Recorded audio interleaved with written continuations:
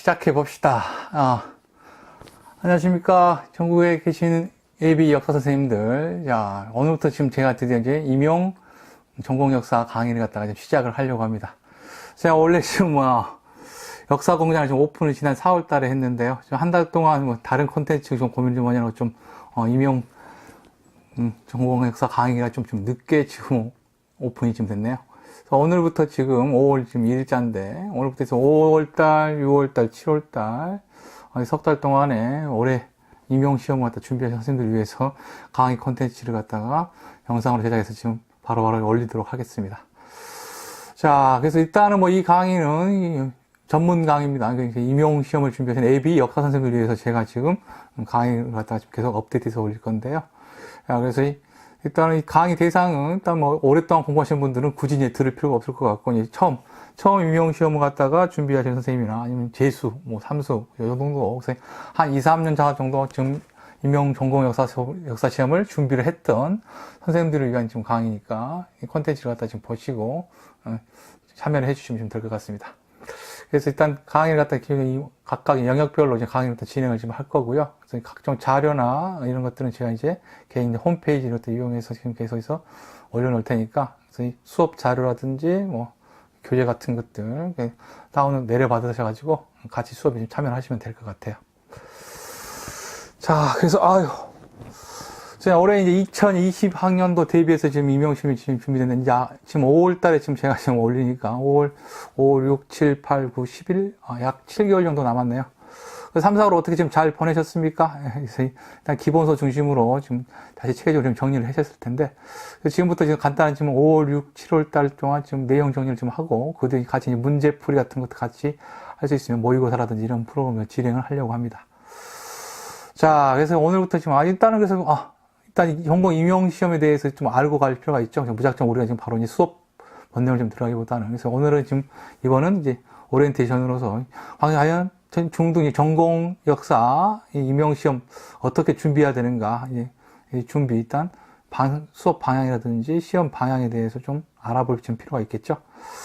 그래서 이제 올해 이제 보통 아무튼 이 역사 임용시험이 쭉 지금 저도 한 20년째 쭉 지켜보고 있는데, 최근 10년 동안 이제 많은 좀 변화가 있었습니다. 그래서 지금 시험 유형도 좀 많이 바뀌었고, 그 다음에 TO도 해마다 들쭉날쭉 했었는데, 그래서 아무튼 2011년도 이후부터 약 10년 동안 쭉 경향성을 좀 보면은, 보통 한 1년에 한 3,300명에서 한 500명 내의 여사 선생님들이 지원을 합니다. 그래서 최근 경쟁률보다 평균 경쟁 한 13대 1 정도 지금 잡으면 될 것 같아요. 그래서 1차 시험 기준으로 해서 13대 1, 14대 1, 이 정도 되는데, 그래서 아주 다른 과목에 비해 아주 높다고 볼 수도 있고, 그래서 평균 10대 1을 갖다 상회한다고 지금 보는 거, 지역마다 좀 편차는 좀 있죠.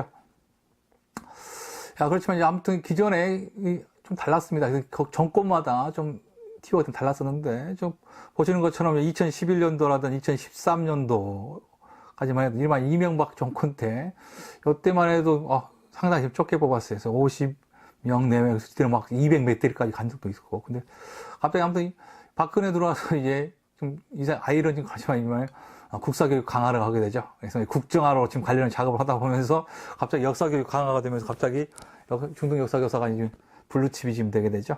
그래서 200명 넘어가지고 2014년부터 200명 이상, 기본적으로 225명, 200 거기 나와 있죠. 그래서 쭉 뽑았던 것이고, 그래서 이 국정화 파동 겪으면서 오히려 현 정권까지 2017년 이후에도 여전히 역사교육은 중요하다는 게 되게 인식을 받게 되면서 이제 교과도 이제 중학교에서 이제 역사랑 교과 이제 분화되는 과정에서 이제 역사교사를 많이 뽑게 됐죠. 그래서 현재까지도 보면 작년에 가서 책을 330명까지, 그래서 지금 맥시멈을 지금 찍고 있습니다. 그래서 이 TO가 이제 어느 정도까지 유지될지 모르겠는데, 그래서 올해 작년만큼 뽑을까요? 아무튼 다 250여 명 내외로 지금 어림잡고 좀 있습니다. 그래서 이렇게 지금 아직까지는 좀 괜찮은 블루칩이라고 지금 보여지는데, 그래서 여러분이 지금 알차게 좀 준비를 하시면은 충분히 역사 선생님이 될 수가 있겠죠. 야, 그래서 아무튼 전망은 좀 밝다. 그래서 제가 처음에 초창기에 공부했을 때는 상당히 전망이 어두웠었는데, 아무튼 TO가 지금 점점 많아졌고 어느 정도 적정선을 좀 유지하고 있으니까 기대를 좀 품으셔도 될 것 같고. 자, 기본적으로 시험이 이제 1차 시험, 2차 시험 되어 있는데, 그래서 1차 시험에서 그냥 1.5배수 지금 정도 뽑죠. 그다음에 2차 뭐 따로 나중에 이야기하겠지만 아무튼 1차 시험 일단 통과하는 게 이제 관건이니까. 자, 알고 있는 것처럼 기본적으로 100점 만점인데 이제 교육학이 20점. 그다음에 이제 전공이 이제 80점이죠.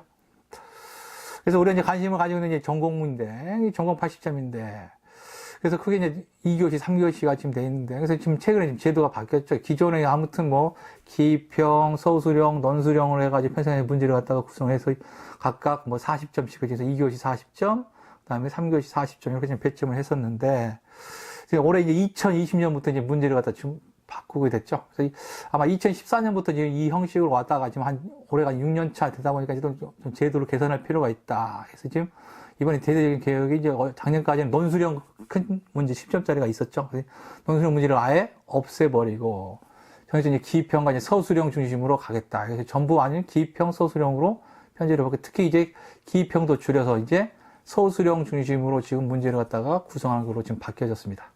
보겠습니다. 자, 그러면 일단 1차 시험에서 이제 기평, 서술형 체제는 전환이 지금 됐기 때문에, 아무튼 전공, 논술형 문항이 아예 없어졌어요. 그래서 커다랗던 10점짜리. 그래서 이게 좀, 10점짜리 논술형 문제 좀 말이 좀 많았죠. 이 채점 기준이 애매하고 논술도 아닌 것이. 내용 조사를 하다 보니까 별 의미가 없다. 또, 통합형 문제다 보니까 이 채점하기 좀 애매했던 거죠. 그래서 아예 이 논술형을 없애기로 지금 결정을 한 것 같아요. 야, 그래서 이제 문제가 지금 이제 수가 지금, 그래서 논술형을 없앤 대신에 이제 서술형 문항을 좀 더 늘려가지고, 총체적으로 문항이 기존에 이제 총 22문항에서 이제 23문항으로 좀 늘어났죠. 논술형이 없어지면서 이제 서술형이 보충이 됐고, 또 그러면서 이제 기입형도 좀 줄였습니다. 그래서 보시면 아시죠? 기입형이 이제 2교시에 지금 4문제, 그 다음에 3교시에 지금 2문제, 3교시가 원래 기입형이 없었는데, 아무튼 총 틀어서 기입형이 지금 이렇게, 6문제로 좀 줄었어요. 기존에 8문제, 2교시 8문제 봤던 걸, 배점도 이제 확연히 줄은 거죠.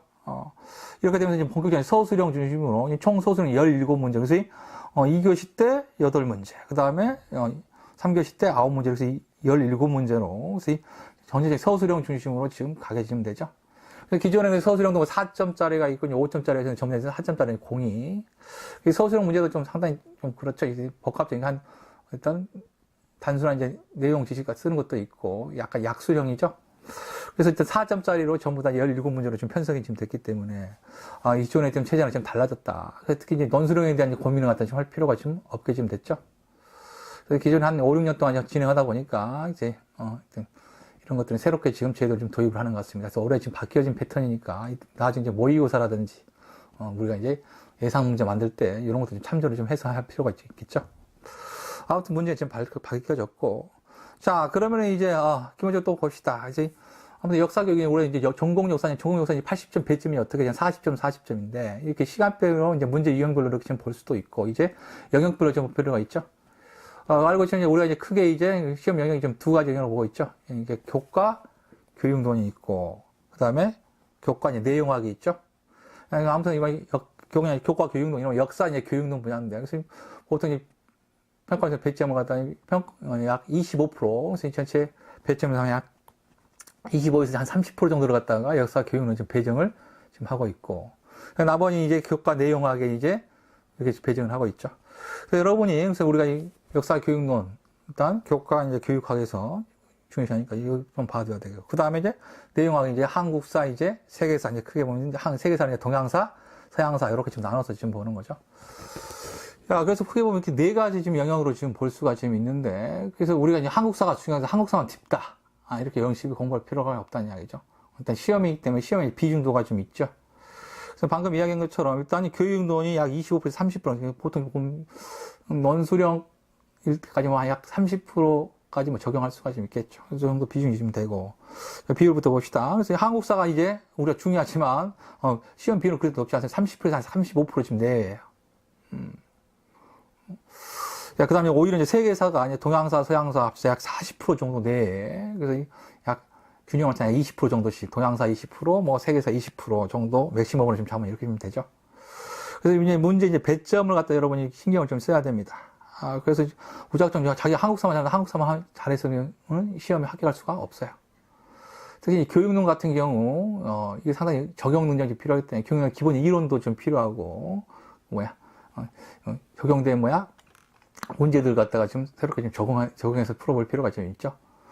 자, 그 다음에 세계사 부분, 동양사, 서양사 부분 상당히 좀 깊이 있게 지금 나오기도 하고, 미시적으로 나오고 있기 때문에 좀 꼼꼼하게 좀 볼 필요가 있죠.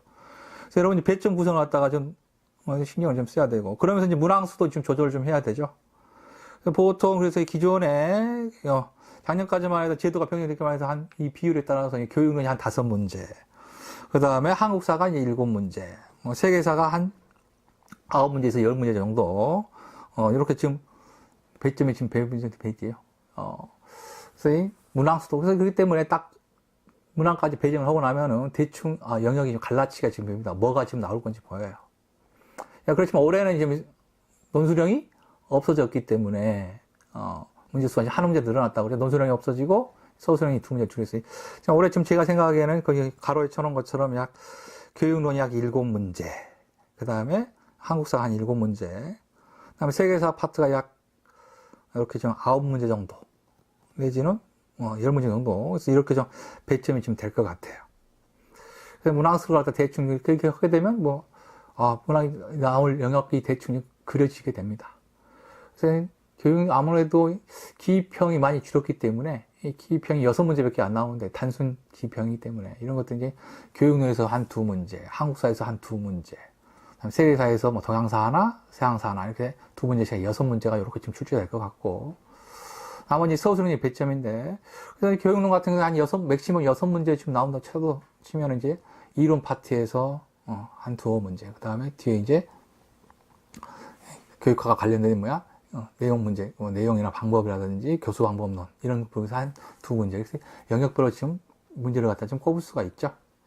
그래서 이렇게 지금 구분을 좀 해주시면 되겠고, 이제 한국사 같은 경우도 약 7문제 정도 출제된다고 지금 예상을 하면은 시대사별로 쭉 한 문제씩 나온다고 생각하면 돼요. 그래서 고대부터 해서 쭉 근현대까지 이렇게 좀 배정 좀 할 수가 있겠고, 세계사도 마찬가지로 10문제에서 9문제인데 보통 이렇게 동서양사에서 균형 있게 중국사를 중심으로 한 4문제, 그 다음에 서양사도 서상사를 중심으로 한 4문제, 그 다음에 기타 지역 역사 한 문제에서 약 9문제 정도 지금 이렇게 예상을 좀 할 수가 있죠.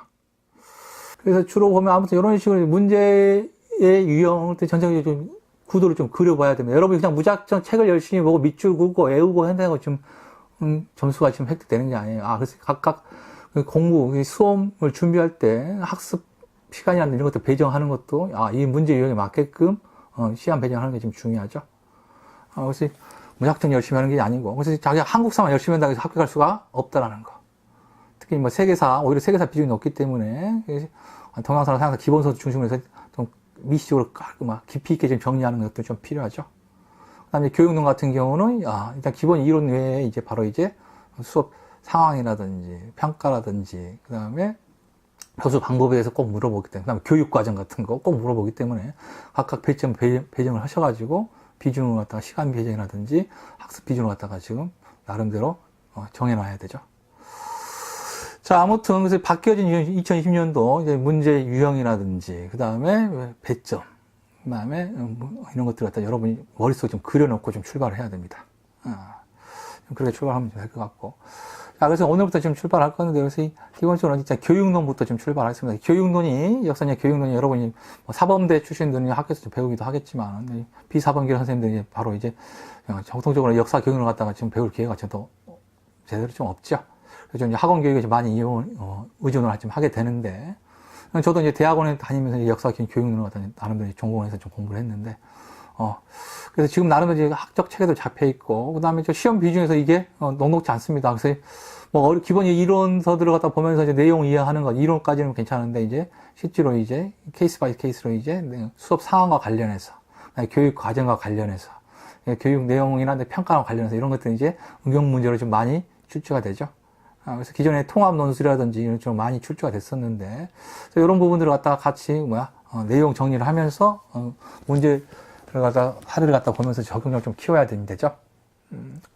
그런 부분이 있으니까 교육론부터 지금 빠르게 지금 제가 진행을 좀 하려고 합니다.